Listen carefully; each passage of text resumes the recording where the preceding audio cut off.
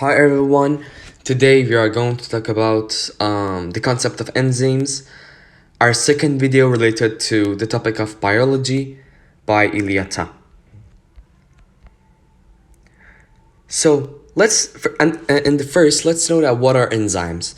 Enzymes are proteins that function as a biological catalyst, and their function is to increase the rate of a chemical reaction. All the metabolic reactions that are taking place in the body, those are going to be, the rate of it are going to be increased by those specific enzymes. We have lots of types of enzymes in the universe, and let's notice that all enzymes are proteins.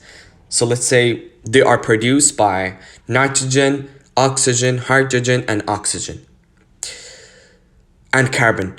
They are biological since they are being produced inside our cells, and then some of them will stay in the cell in order to speed up the rate of a chemical reaction happening inside the cell, metabolism, which are called intracellular enzymes. And some are going to leave the cell because as they are being produced inside the cell, they are going to leave the cell because that certain substrate which they are supposed to catalyze exist outside the cell, or let's say other parts of the body instead of the cell, which are called extracellular enzymes. So let's say we have two types of enzymes, the intracellular enzymes and the extracellular enzymes. And as a summary was said that they are biological since they are being produced inside our cells. As you know, proteins are being produced by ribosomes, which are being placed in our cells, and that's why they are called biological catalysts. And let's know some facts about enzymes. Let's notice all the times that enzymes and all the catalysts around the world, in the worldwide, while speeding up the rate of a chemical reaction, are not being changed or being used during the reaction. So let's notice all the times. So they are not being changed since while they are going to prepare the lock and key hypothesis with their specific and certain substrates, after the products are being produced and those products are going to leave the active site of the enzyme, those enzymes are going to go for catalyzing other kind of other substrates. And let's notice that enzymes are all proteins, and don't forget that not all catalysts are proteins. So don't forget this. All the times remember that enzymes are all proteins being produced by carbon, oxygen, hydrogen, and nitrogen, and some of them consisting by some sulfur atoms. Generally, enzymes are necessary for all living organisms as they maintain the reaction speeds. That means they keep the speed of each reaction, of each metabolic reaction happening inside our body to maintain, to be okay, to be well, of all metabolic reactions, or let's say all reactions that keep the organism alive at the rates that can sustain life. So they're not going to speed any kind of reaction that they are supposed to catalyze as much as possible. They are going to maintain the reaction speeds.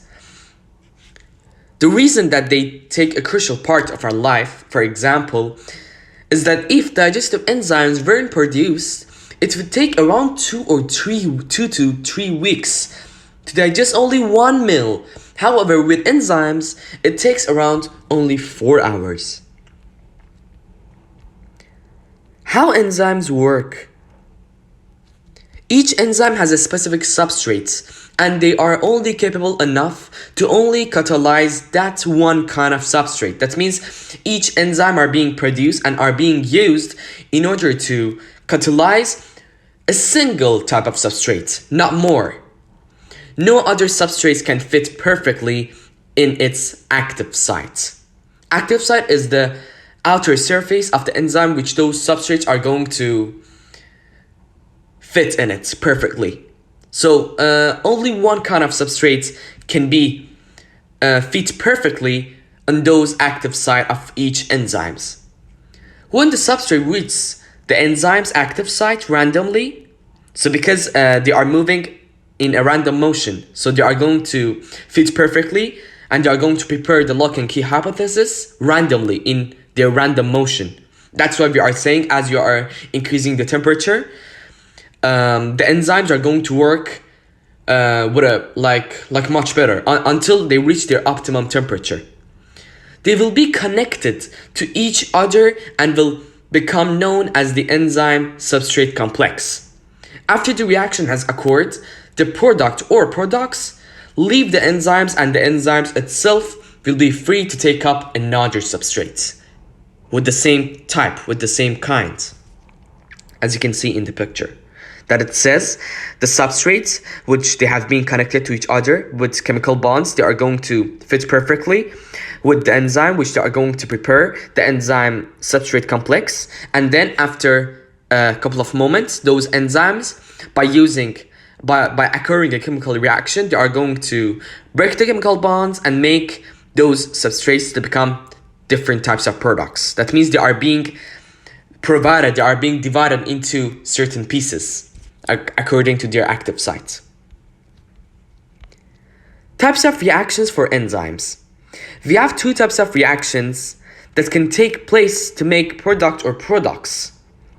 A building up reaction, or let's say anabolic, and a breaking down reaction, catabolic. So as you can see in the first row, we have the building up reaction called anabolic. That means those products are going to be connected to each other in order to make the same substrates. Just think about it. Like in this reaction, those products are no more products. They are substrate. Those two substrates are going to be connected to each other, and they are going to fit perfectly in those enzymes' active site in order to make the product, in order to make a chemical bond which is going to connect the A and B together in order to make the product. And then the product, or let's say the new substance AB, is formed, which are going to leave the enzymes active sites. And also in the second row, it's about the breaking down reaction called catabolic reactions, in which this is the most common one, which the substrate which two or more than two products are being chemically bonded together by chemical bonds, and they are going to fit perfectly in those enzymes in order to make the enzyme substrate complex. And then by occurring a chemical reaction, that substrate is going to be divided, is going to be provided into two or three or more than three certain pieces, and they are going to leave the enzyme's active sites. So guys, thank you so much. We are done for today, and please be ready for a second part related to the topic of enzymes.